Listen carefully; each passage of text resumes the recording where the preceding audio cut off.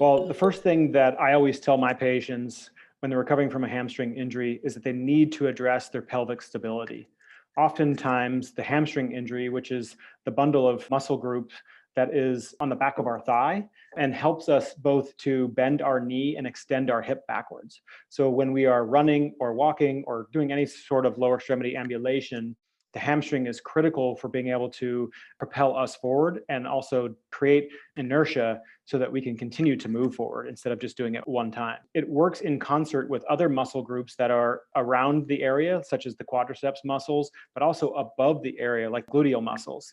And those muscles in particular are critical to helping stabilize the pelvic ring, in addition to other musculature around the pelvis. Oftentimes, what we see is that there is an imbalance between the activation of the hamstring muscle group and the activation of the gluteals. And there is often what's called a timing delay, which means that the activation pattern between the gluteal muscles, the core musculature, and the hamstrings do not work in unison to each other. And that timing delay ultimately leads to an overload or a overabundance of load on top of the hamstring tissue, and ultimately the hamstring musculature fails over time as a result of that. So if you are a runner and you're increasing your training volume over time, if you don't correct this pattern and stabilize the musculature around the pelvis first, you cannot ensure what we call proximal stability above the area where the hamstring muscle has to operate.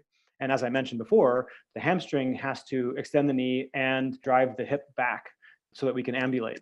However, if the core musculature and the gluteal muscles are not functioning properly to stabilize the pelvis, the hamstring also has to work to try to do that. And it can't do three things all at once. Try juggling a bunch of different things all at once and see how long you can do that. And that's essentially what you're asking the hamstring to do. And ultimately what happens is the hamstring fails as a result of that. So the first thing I always do is I always work on people's pelvic stabilizers and their gluteal muscles to try to take some of the burden off of the hamstring, reestablish the neuromuscular timing mechanism that exists for co-activation so the pelvic muscles can become central force in stabilizing the pelvis, and that we unburden the hamstring from working harder than it needs to. And in often cases, I've had tremendous success not even treating a hamstring injury once and just working on pelvic stabilization, and the problem corrects itself.